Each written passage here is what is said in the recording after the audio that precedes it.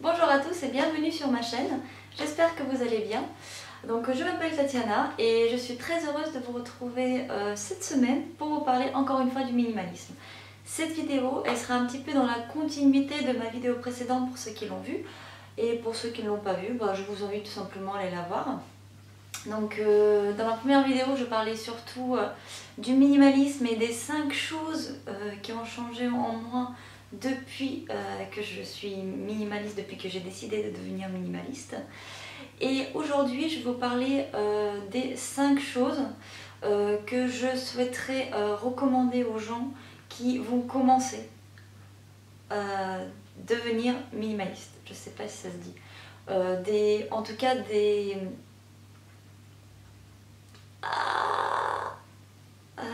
dans cette vidéo, je voulais vous parler des choses que je souhaiterais recommander aux personnes qui souhaitent devenir minimalistes. Aujourd'hui, je suis très contente de faire cette vidéo puisque ce sont des choses qui m'importent et c'est que j'aurais souhaité qu'on me les dise quand j'ai commencé à devenir minimaliste. Donc j'espère que pour ceux qui le souhaitent, pour ceux qui vont regarder cette vidéo, que ces choses que je leur conseille, ils vont servir, tout simplement. Et pour ceux à qui ça ne sert pas forcément, c'est pas grave. Donc sachez tout d'abord que le minimalisme, c'est pas un but en soi, ce n'est pas la ligne d'arrivée, genre pam, je suis minimaliste, non. Pas du tout, le minimalisme c'est plutôt une manière de vivre, c'est faire des choix différents, c'est vivre dans une plus grande simplicité et toujours en accord avec soi-même.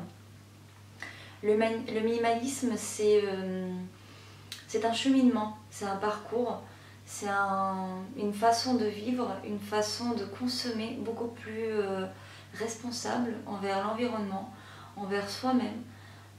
Voilà, je tenais d'abord à préciser ça. Le minimalisme, ce n'est pas une course. Il n'y a pas de ligne d'arrivée. Chacun le fait à son rythme. Chaque personnalité est différente. Chacun a ses propres besoins. Donc c'est aussi très important d'identifier ces choses avant de commencer quoi que ce soit. Dans un premier temps, ce que je vous conseille, c'est de se poser les bonnes questions. À savoir, pourquoi on veut devenir minimaliste? Qu'est-ce qu'on souhaite changer avec le minimalisme? Ça fout? Oui? Oui? Bébé? Et mon petit chat?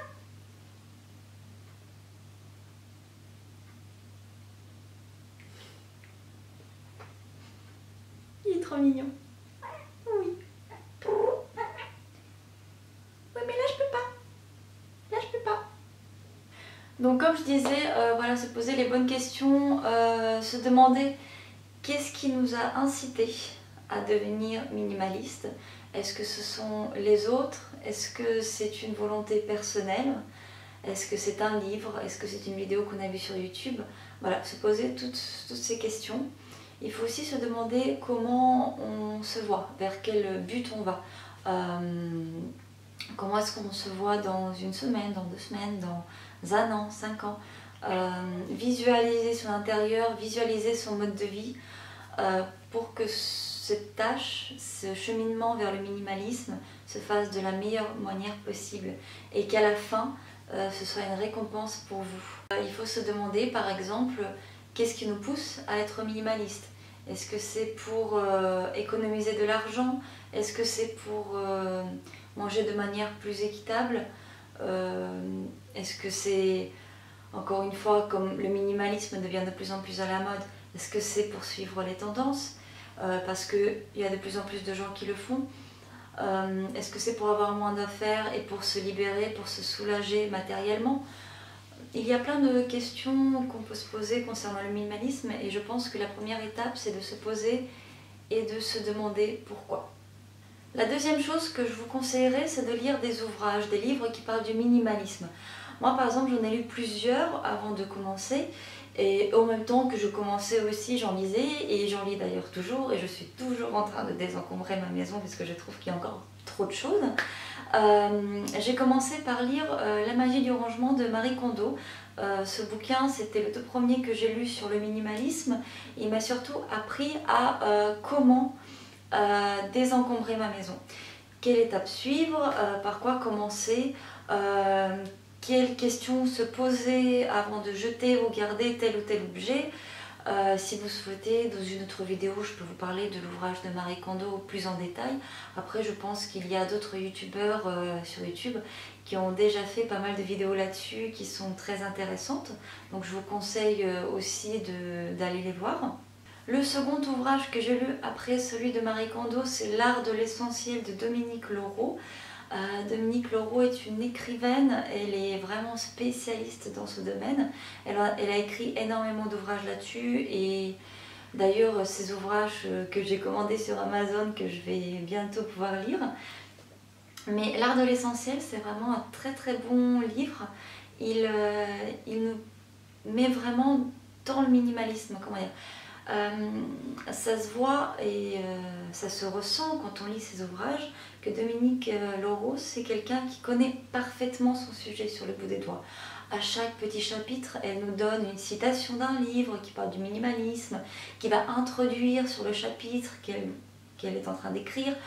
Il y a des poèmes, voilà, ce genre de choses, des haikus, donc ce sont des petits poèmes japonais, chinois, je peux pas dire de bêtises, aïe aïe.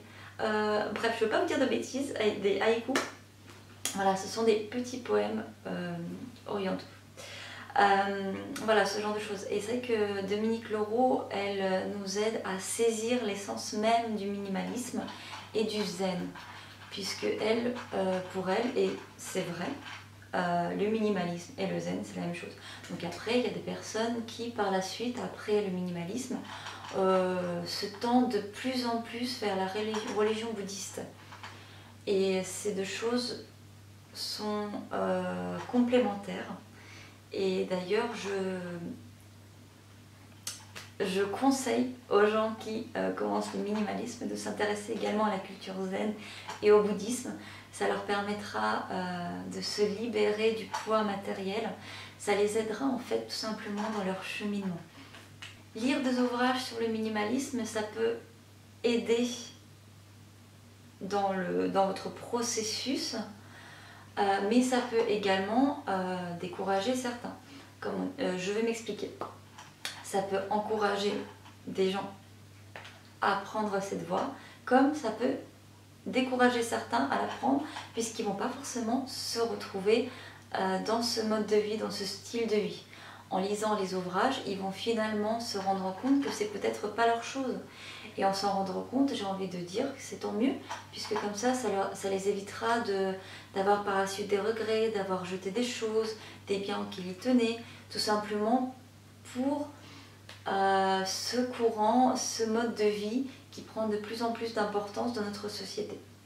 Le troisième point que je voulais aborder avec vous aujourd'hui, et c'est aussi une mise en garde, c'est de simplement faire attention. Comme je disais, le minimalisme, c'est un mode de vie qui nous permet de se retrouver avec nous-mêmes, de se retrouver avec la liberté, de se mieux connaître soi-même. Mais il faut faire attention. Dans notre quête acharnée de désencombrement, de devenir minimaliste, parfois, on peut se perdre. Ça a failli m'arriver, mais c'est pour ça que je voulais en parler dans cette vidéo, justement pour pas que ça arrive aux autres, pour pas que les autres aient des regrets par la suite. Il faut faire attention. Il faut faire attention de ne pas se perdre en chemin. Par exemple, on a tendance, et tout le monde nous conseille dans le minimalisme, de jeter les choses inutiles, de jeter les choses qui ne nous servent pas dans la vie quotidienne, qui ne sont pas utiles à notre vie, à notre bien-être. Mais il y a des choses aussi qui nous définissent en tant que personne, en tant qu'être humain. Par exemple, pour moi, ce sont des plantes d'intérieur, j'en ai énormément. J'adore les bougies, j'adore les guirlandes, j'adore le soir m'entourer de 2 plaids avec mon chat et faire des collages. Voilà, j'adore faire ce genre de petites choses, ces petits détails qui me font du bien. Et c'est que quand j'ai commencé le minimalisme, je me suis dit, allez, il faut jeter les choses, ça ne me sert plus, c'est pas utile, ça me prend de la place. Mais finalement, je me suis rendu compte que c'était pas moi. Il fallait quand même que je garde ces bougies, ces guirlandes, toutes ces plantes à outrance que j'ai dans mon appartement, puisque c'est ce qui me définit, c'est ce qui me fait du bien. Donc le minimalisme est propre à chacun et il ne faut pas se perdre en quête de ce mode de vie. Il faut faire attention. Et si par exemple il y a des objets qui vous paraissent inutiles à votre quotidien, mais pourtant qui vous font du bien, des choses que vous avez l'habitude de faire le soir, comme par exemple, je sais pas, ça peut être tout n'importe quoi. Voilà, ces choses-là, posez-vous les bonnes questions. Est-ce que vous souhaitez réellement dire adieu à ces choses-là, à votre petit quotidien, juste pour le confort du minimalisme? Je pense que ça vaut pas le coup. Je pense que le minimalisme, c'est avant tout quelque chose qui doit nous apaiser. Et sans nos petits objets qui nous font du bien, on n'est pas apaisé, on se perd soi-même.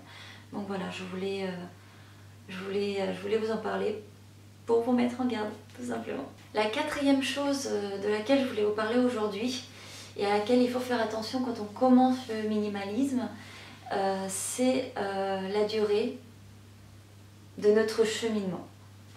C'est-à-dire, par exemple, Marie Kondo, dans son ouvrage, elle conseille de se débarrasser des choses qui nous sont inutiles et qui ne procurent plus de joie très rapidement. Voilà, elle conseille de bien sûr trier les affaires par catégorie, mais dans un laps de temps très court. Je ne sais pas si c'est une bonne chose. Par exemple, quand on habite dans un appartement et dans une grande maison, on a souvent tendance à accumuler beaucoup de choses pour tout simplement remplir l'espace, car beaucoup de gens peut-être ont horreur du vide. Ils aiment bien avoir des beaux tableaux sur les murs, sachant qu'en ce moment c'est la mode des accumulations, ce qu'on appelle les murs galeries, c'est-à-dire avoir plein de tableaux sur les murs. Ils aiment avoir plein de petits bibelots sur les meubles. Voilà, et on a beaucoup d'objets, on accumule beaucoup d'objets. Et très souvent, quand on commence à devenir minimaliste, c'est qu'avant, nous étions des acheteurs compulsifs. C'est la dure vérité des choses. C'est arrivé à tout le monde, je pense. Et ce que je vous conseille, c'est de définir votre propre temps. C'est d'aller à votre rythme. Il ne faut pas faire les choses précipitamment. Il ne faut pas faire les choses d'un coup, puisqu'à la fin, par exemple, au bout de toute une journée de désencombrement, vous allez être crevé, vous allez être complètement dépassé. Et si vous commencez par trier toutes les catégories en même temps, dans la même journée, vous allez vous forcer à la fin et tout ce que vous allez gagner, c'est un énorme bordel chez vous. Voilà. Donc pour éviter ça, allez-y doucement à votre rythme, étape par étape.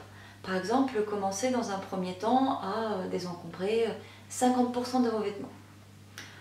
Dans une semaine, vous pouvez toujours revenir dessus et désencombrer encore 30% de vos vêtements.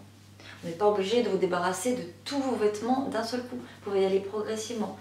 Voilà, ça vous permettra également d'apprécier ces moments. À chaque fois que vous jetez un sac poubelle, vous allez apprécier ce geste, vous allez vous dire « Waouh, ça fait du bien !» Et appréciez ce moment, sentez et ressentez tous les sentiments en vous, appréciez-les à leur juste valeur. Donc pour éviter le stress, faites les choses à votre rythme, ce n'est pas une course. Vous avez le droit de prendre votre temps, d'apprécier ce que vous faites, de faire des pauses. Voilà, d'y aller tout doucement. Et la cinquième chose que je vous conseille de faire pendant votre acheminement et lorsque vous le commencez, c'est d'arrêter d'acheter. D'abord, débarrassez-vous des choses que vous avez déjà acquises, qui sont déjà chez vous. Débarrassez-vous-en d'abord. Faites de l'espace en vous avant peut-être d'acheter de nouvelles choses.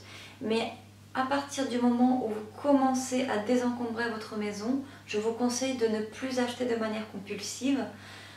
Par exemple, si vous avez envie d'acheter un objet, inscrivez-le sur une liste. 30 jours plus tard, revenez dessus pour voir si vous avez toujours envie de l'acheter. Et vous allez voir que dans la plupart des cas, vous n'avez plus du tout envie de l'avoir chez vous. Et vous allez également voir qu'à partir du moment où vous commencez à faire du vide dans vos placards, vous n'avez plus envie de vous en séparer. Vous avez, on va dire que le vide appelle le vide. Ça devient comme une sorte de drogue, d'obsession. Plus vous débarrassez d'objets, plus vous avez envie de débarrasser. Et donc je vous conseille de ne plus acheter. Même si par exemple, vous voyez que vous avez débarrassé une commode et maintenant vous allez devoir trouver un autre moyen pour ranger les choses qui vous restent, n'essayez pas, n'allez pas courir dans un magasin et acheter des petites boîtes de rangement pour ranger de telle ou telle manière. Essayez de faire fonctionner votre imagination. Essayez de trouver des astuces, de nouvelles astuces pour ranger avec ce que vous avez déjà, en votre possession.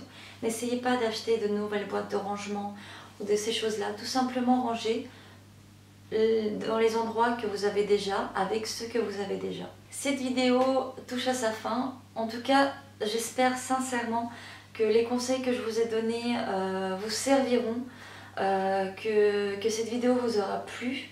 Et en tout cas, si c'est le cas, n'hésitez pas de mettre un petit pouce bleu, de vous abonner à ma chaîne. Si vous souhaitez voir d'autres vidéos de moi, n'hésitez pas de laisser un commentaire, je les lirai et je vous répondrai. Voilà. En tout cas, je vous souhaite à tous une très très bonne semaine. Je vous dis à très vite dans une nouvelle vidéo. Voilà, je vous embrasse très fort.